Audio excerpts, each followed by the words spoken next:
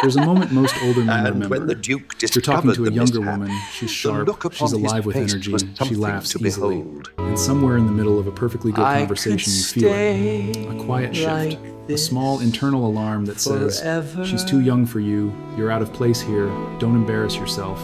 And just like that, You the must version of you listen that to walks reason, into boardrooms Prince. without This blinking, alliance is- that has navigated divorces and business failures and the kind of losses that reshape a man, that version disappears. If we What's left consider is the someone who trajectory, suddenly the needs to prove implications for the himself. voyage are profound. Someone who It overtips, must be addressed over-explains, now. and leaves the conversation feeling like he failed a test he didn't study for.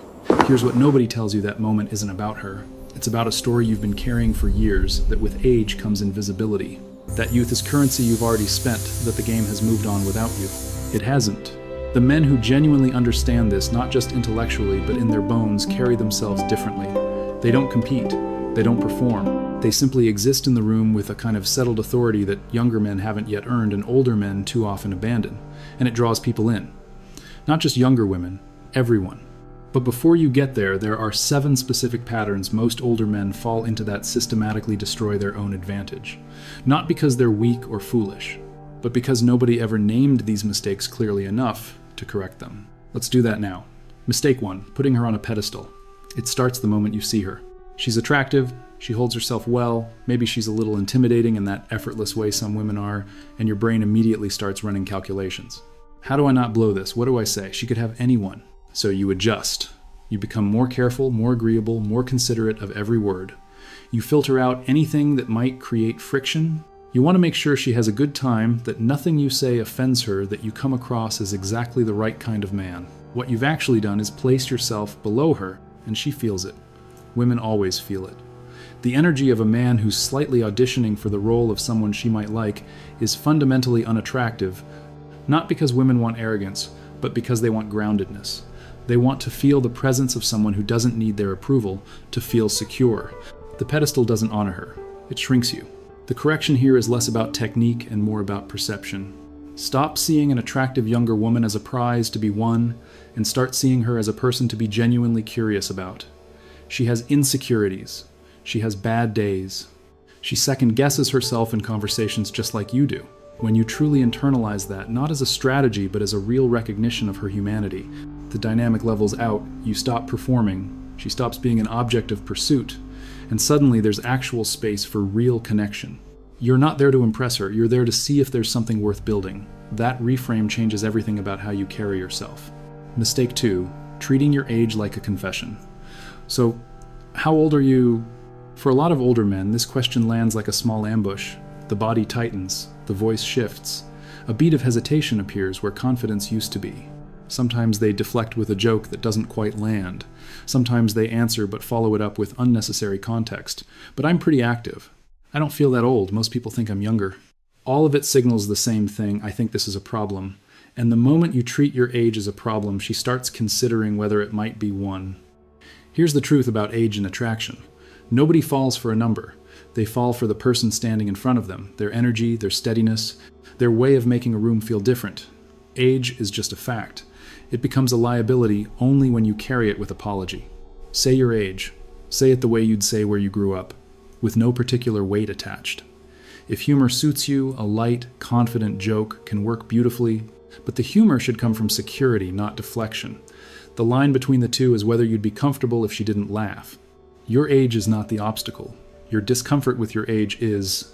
Men who genuinely own this, who treat their decades of experience as exactly what they are, a kind of depth that can't be faked or rushed, make their age attractive. Not despite acknowledging it, but because of how completely they've accepted it. Mistake 3, leading with money. Financial success is real. If you've built something over the years, a business, a career, a level of stability that most people spend their lives chasing, that's genuinely worth something. But the moment you lead with it, you've made a critical error in sequencing. When money is the first thing she learns about you, it becomes the primary thing she evaluates you through. Every subsequent interaction gets filtered by that lens. And the men who lead with financial signals attract women who are primarily interested in financial security, which, to be clear, is not the same as being interested in you. Beyond that, there's something quietly desperate about a man who reaches for his wallet before he's revealed his personality. It signals that he doesn't trust himself to be enough, that the real him needs to be supplemented with proof of value. Let your success emerge naturally, the way all interesting things do. Through the way you talk about your work, through where you take people, through the ease with which you navigate life. Money that reveals itself over time as part of who you are is compelling. Money that's announced up front is a transaction. Lead with your presence. Lead with genuine curiosity about her life. Let the financial reality be something she discovers rather than something you advertise. Mistake 4, playing the mentor. This one is subtle and it catches a lot of otherwise self-aware men completely off guard. You have lived more. You've made the mistakes she hasn't made yet. You've seen cycles repeat. You have perspective that genuinely matters. And in a conversation with someone younger, that perspective naturally wants to find expression. So you start guiding. Gently at first, a bit of life advice here, a reframe of her problem there. You share what you've learned. You position yourself as someone she can learn from, and she respects you for it. She might even admire you for it. But attraction is not respect. They're not the same emotion, and they don't produce the same behavior. The moment you become the mentor, you've accepted the role of the elder rather than the equal. The dynamic has a ceiling. And when you eventually try to introduce romantic interest, when you want the conversation to become something other than educational, it feels jarring. To both of you. The fix isn't to pretend you don't have experience. It's to decide upfront what kind of energy you're bringing to the interaction. Be warm without being instructive. Be playful. Let there be some healthy friction. Tease a little. The chemistry that produces real attraction requires a dynamic, two people on equal footing, pushing against each other, discovering each other, not a classroom. Your wisdom is an asset. Just don't file it under teaching materials. Mistake 5, performing youth. You've probably seen this. The 5'2" man who's adopted the slang of a 2'6". The expensive streetwear that doesn't match his face, his posture, his way of moving through the world. The forced familiarity with whatever cultural references are currently circulating online. It never works. Not because there's anything wrong with being current or staying engaged with the world, there isn't, but because performance is always visible. People can tell when what someone is presenting doesn't match what they actually are. And when an older man performs youth, the subtext is unmistakable. I don't feel comfortable with who I actually am. That is by definition insecurity made visible. And insecurity is repellent in ways that have nothing to do with age. The real move is the opposite. Dress well, but dress like yourself, not a younger version of yourself, but the most refined version of the man you actually are. Speak in your natural register. Engage with what genuinely interests you. Stay fit and well-groomed, not to pass for younger, but because it signals that you're a man who takes care of himself, which is its own form of discipline and self-respect. Your life experience is a kind of authority. It shows in the steadiness of how you engage with the world. Don't paper over it, build on it. Mistake 6, using conversation as a highlight reel. There's a version of this that almost every older man has done at some point. You're in a conversation with someone you want to impress and the highlight reel begins. The career milestone, the place you've traveled, the challenge you overcame, the thing you built from nothing. All of it is real. All of it matters. But deployed as a performance, it produces the opposite of connection. People don't bond over resumes. They bond over presence. Over the feeling that someone is genuinely with them in the conversation, not narrating their own story at them, but actually listening, following, contributing in ways that make the other person feel seen and interesting. The men who are most genuinely compelling in conversation are almost always the ones asking the better questions. Not performative questions, not the interview style, so where did you grow up, what do you do sequence, but real questions. Questions that reveal genuine curiosity about who she is and how she thinks. Your accomplishments don't need announcement. A man who is truly confident in who he is doesn't feel the compulsion to constantly prove it. His value communicates itself through his attention, his humor, his ease, and when the right moments come organically in the natural flow of a real exchange, the details of his life emerge without effort. Stop auditioning. Start connecting. Mistake 7. Neglecting your physical presence. Experience, depth, groundedness, these are real advantages. But they exist inside a body, and that body communicates before you say a single word.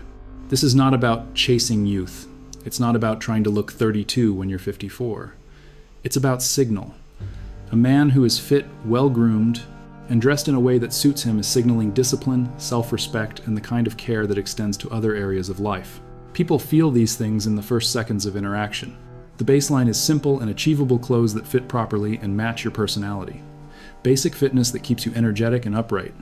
Grooming that communicates effort without being excessive. Skin that's been cared for. A posture that takes up its rightful space in a room. None of this requires vanity. It requires the same kind of consistency you'd apply to anything else that matters to you. And when you handle it well, When your physical presentation is congruent with the rest of who you are, it stops being a thing people notice and becomes part of the overall impression of a man who has his life in order. The root beneath all 7 mistakes. Go back through each of these patterns and you'll find the same thing at the center of every one, a man who hasn't fully accepted himself. The pedestal behavior comes from insecurity about whether he's enough. The discomfort about age comes from not having made peace with time. Leading with money comes from not trusting his personality to be sufficient. Mentoring instead of connecting comes from hiding behind a safe role. Performing youth comes from rejecting the version of himself that actually exists. The highlight reel comes from the need to justify his worth. The neglected physical presence comes from a slow forgetting that he still matters. All of it traces back to the same source. Younger women, or anyone for that matter, are not looking for perfection. They're not looking for the highest earner or the most decorated CV or the man with the fewest wrinkles. They are drawn consistently and powerfully to men who are real, grounded, present, comfortable in the actual skin they're in. That quality, and it is a quality, one that can be developed, deepened, and refined, is not something youth provides. It's something time reflection and a decision to stop apologizing for yourself produces. The older man who understands this doesn't need to pretend. He doesn't need to compete with younger men on their terms. He brings something to the table that cannot be faked and cannot be rushed, the authority of a man who has lived enough to know exactly who he is. Stop trying to prove that. Start living it. Because when you do, it doesn't just change how others see you, it changes how you move through every single room you walk into for the rest of your life.